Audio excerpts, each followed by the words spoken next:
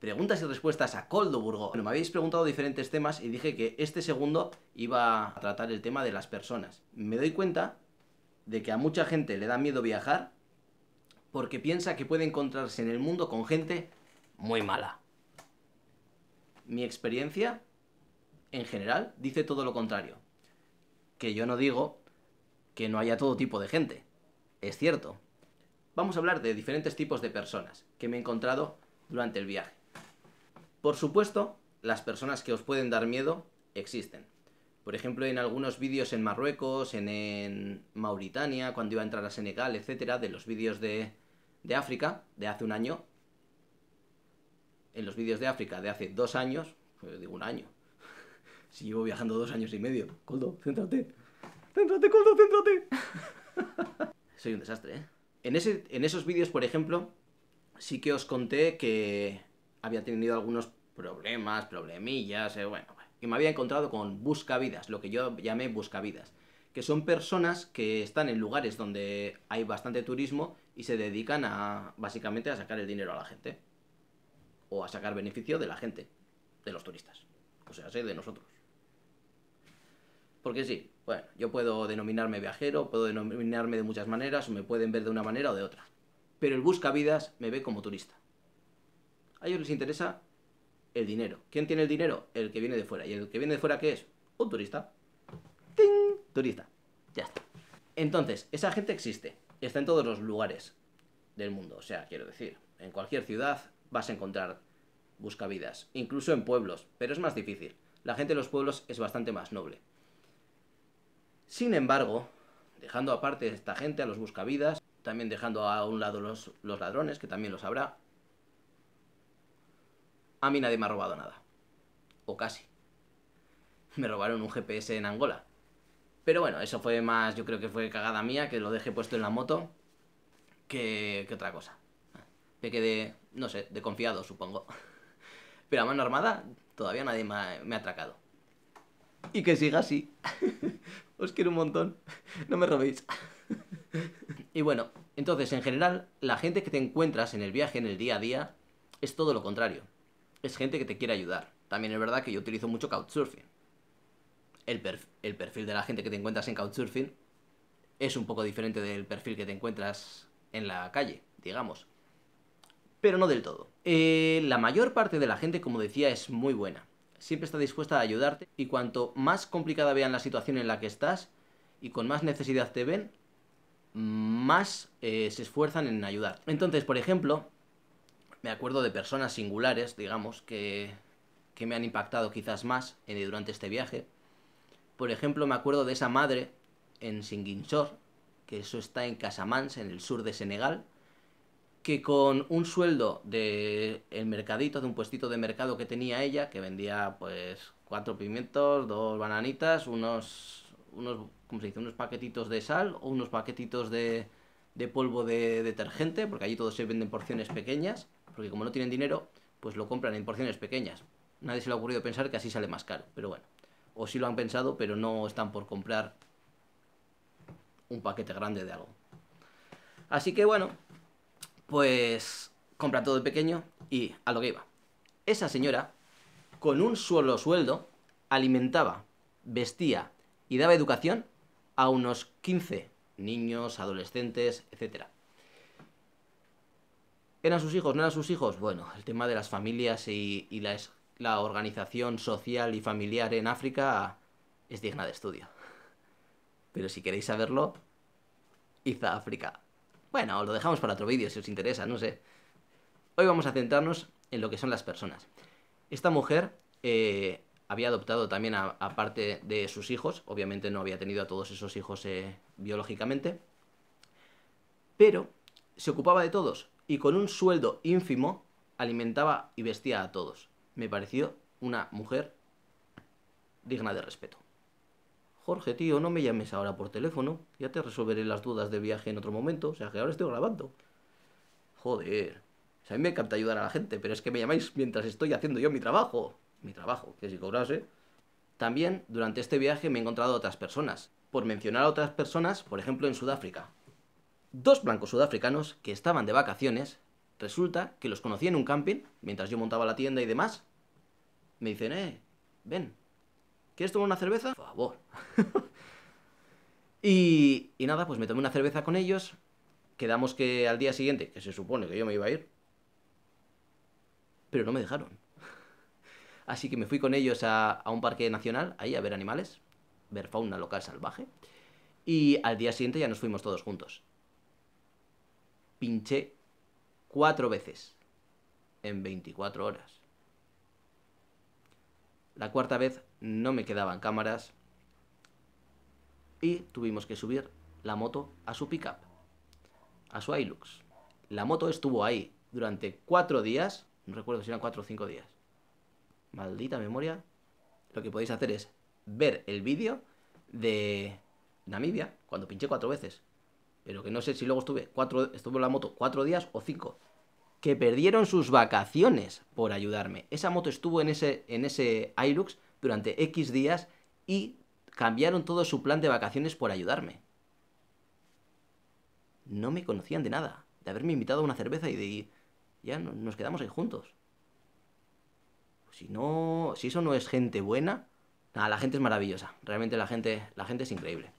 También, en Angola, el grupo de moteros de allí, de Amigos da Picada, estuvo ayudándome. Se molestaron en desarmar la moto, en buscar el repuesto que había en un desguace de por allí. Ellos hicieron todo por mí. ¿De qué me conocían ellos? ¿Qué me debían? Nada. Simplemente eran buenas personas y querían ayudar a un viajero. Toda esa gente ha sido gente de la calle que he conocido. La gente que he conocido por Couchsurfing, hombre, pues al final tú ya lees el perfil y más o menos sabes a qué tipo de casa vas y con qué tipo de persona. No siempre aciertas, pero bueno, te haces una idea. Y así pues también llegué a Sudamérica. Y en Sudamérica, por ejemplo, agarré la moto y lo primero que hice fue irme para el norte por Brasil. Pues tanto en Uruguay, que es donde recogí la moto, como en 2 talleres de Brasil, 3 mecánicos diferentes, que tampoco me conocían de nada, no me seguían por las redes, no me conocían. Llegué allí, les caí de sopetón, me hicieron el arreglo y no me quisieron cobrar. Es más, no es que no me quisieron cobrar, es que no me quisieron cobrar ni siquiera las piezas, o ni siquiera el aceite que utilizaron. Nada. Y la respuesta de todos ellos cuando yo les quería pagar era, no, tú solo tienes que ocuparte de viajar. Y es de lo que me estoy ocupando, de viajar. El problema es que la moto se me sigue rompiendo. En Neuquén me alojó una familia de Couchsurfing. En Neuquén. En el estado de Neuquén. En Chosmalal. Me había invitado una mujer de Couchsurfing y llegué ahí a casa de una familia que resulta que el marido, el ayudante de couch, Guiller, el ayudante de couch. Así tenía él la denominación de Couchsurfing suya, porque no tenía perfil. Decía que le tenían relegado, era ayudante de Couchsurfing. Más majo. Era motoquero también. Y él me estuvo ayudando con el tema del amortiguador, que me habían hecho mal el cambio de aceite y gas en Santiago de Chile. Y me pusieron un retén que no debían y rompió. Rompió mal. Rompió muy mal. Lo intentaron arreglar en Neuquén con ayuda de Guiller. Fuimos hasta Neuquén, capital. Estuvieron ayudándome allí. Tuvimos que pasar 2 días. De hecho, pagaron ellos el hotel. No me dejaron pagar tampoco. Porque nos tuvimos que quedar allí. Está a 500 kilómetros de Chosmalal o algo así. Y nada, pues allí anduvieron ayudándome. Lo arreglamos. Un tornero hizo la pieza, tal. Pero al de una semana se me volvió a romper. Y así llegué a Puerto Natales, a la casa de Johnny. ¿Quién es Johnny? Esa fue mi pregunta los primeros 4 días. Yo llegué a pensar que Johnny era un perfil vacío de Couchsurfing, que lo habían hecho como de coña, digamos. O sea, la casa existía, ¿eh? Yo llegué a una casa, estaba llena de viajeros, pero llena. Hasta 30 personas, 27 cenando un día, 22 durmiendo prácticamente todos los días. El día que menos hemos dormido creo que 12 personas en esa casa. Pues lo que decía, los primeros 4 días, Johnny estaba desaparecido. ¿Quién era Johnny? ¿Cómo se lo explicaría? Johnny era un viajero que empezó su viaje, su vuelta al mundo, y en la segunda ciudad que llegó, se quedó. Le dejaron una casa, unas personas de allí, sus padres adoptivos, como él los llama, y él está alojando a gente mientras está allí trabajando. Ha hecho una empresa y está trabajando y luego ya seguirá su viaje. Y iba alojando y ayudando a viajeros. Escribíamos por Couchsurfing y aparecíamos allí. Y cuando yo llegué, Johnny no estaba. Pero no estaba el primer día, no estaba el segundo, no estaba el tercero, no estaba el cuarto. Decía, yo en serio pensaba, me están vacilando. O sea, no puede ser que alguien deje su casa a 22 personas, 22 viajeros que no conoces de nada, te la van a destrozar. Eso sería lo que pensabais, ¿eh? Pues no se la destrozamos. Es más, la gente que llegaba a esa casa, yo incluido, se la arreglábamos. Lijábamos y pintábamos las ventanas, las puertas, construimos un compostero, construyeron una especie de repisa que unía dos partes del edificio, que había que como que bajar y subir a la otra. Pues le hicieron ahí una repisita, tal, con maderas, también unos que vinieron, uno que era un ingeniero austriaco, con ayuda de unos argentinos y demás, se pusieron a ello y ahí anduvieron. Y lo único que hacía la gente era mejorar la casa. Al final llegó Johnny. Solo que es un poco tímido y no quiere salir. Pero Johnny, ese que ayudaba a toda esa gente, me lo he llevado de viaje. Es un personaje como pocos. O sea, no os hacéis una idea. Argentino, agrandado, que se piensa que es la hostia. Lo que no sabéis es que los argentinos pensáis que os coméis el mundo. Pero los vascos ya nos lo hemos comido varias veces. Con todo esto lo que quiero decir realmente es que las personas en sí vamos encontrándonos por el mundo lo que nosotras llevamos dentro. Yo me imagino que una persona que va con maldad por el mundo, que tiene esa mirada de te voy a hacer daño, no sé ni cómo carajo cómo se pone esa mirada. Cuando percibes tú esas miradas, esos gestos, esa tensión en la cara, las personas como yo, por ejemplo, rehuimos de esas personas. Que no huimos, que es muy diferente. Rehuimos. Entonces, es muy difícil encontrarnos con esas personas. Yo si me encuentro con alguien así en menos de 10 minutos, le he dado esquinazo. O sea, le mandaba al pedo. ¿Qué carajo voy a perder yo el tiempo de mi vida con esa persona? Aunque tuviese infinitos años de vida, no es suficiente tiempo para perder un solo minuto con ese tipo de gente. Las personas tóxicas, cuanto más lejos, mejor. Entonces, como digo, en el viaje os vais a encontrar, porque me imagino que queréis organizar también vuestros propios viajes, no tenéis que tener miedo por la gente que os vais a encontrar en el camino. La gente es el reflejo de vosotros y vosotras mismas. Nada más. Así que podéis hacer la prueba incluso en vuestras propias ciudades. Sonreíd a alguien. Es rarísimo que nos devuelva una sonrisa. Tú sonríes y el acto reflejo social es sonreír.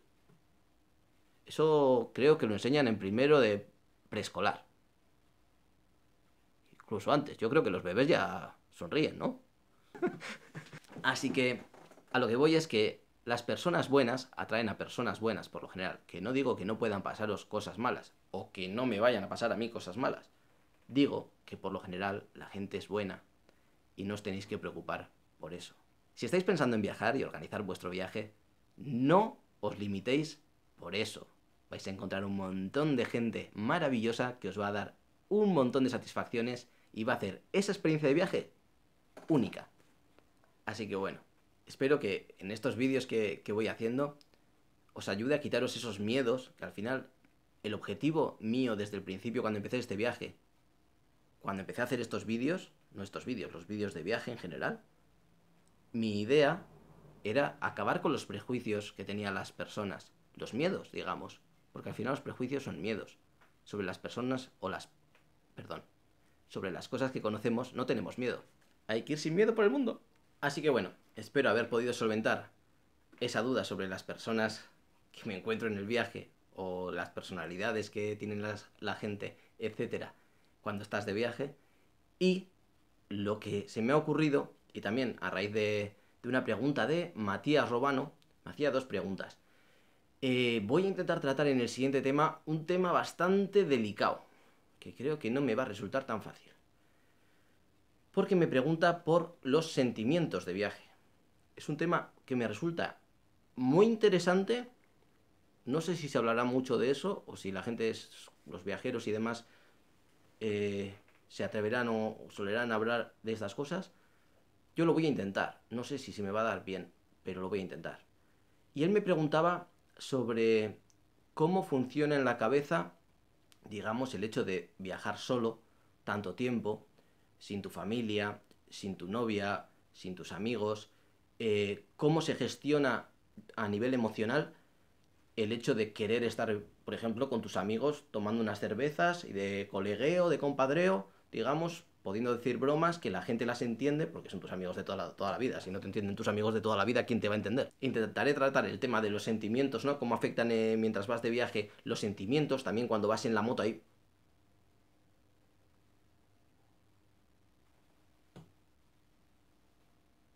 ¿Cómo se gestiona eso? De hecho, yo creo que ambas cosas van muy unidas, muy relacionadas, porque los momentos de moto son los momentos en los que vas pensando muchísimas cosas. Y, por supuesto, las emociones afloran. Afloran las buenas, afloran las malas, te da por cantar, por reír, por llorar, por gritar. Pero eso ya en el siguiente capítulo. Así que si te ha gustado y quieres saber más cosas sobre el viaje, pues si lo tienes fácil, suscríbete. Le das a la campanita que te notifique cuando publico un nuevo vídeo y ya está. Si es fácil. La vida es fácil, la vida es fácil, no hay que complicársela. Y es fácil, a disfrutar.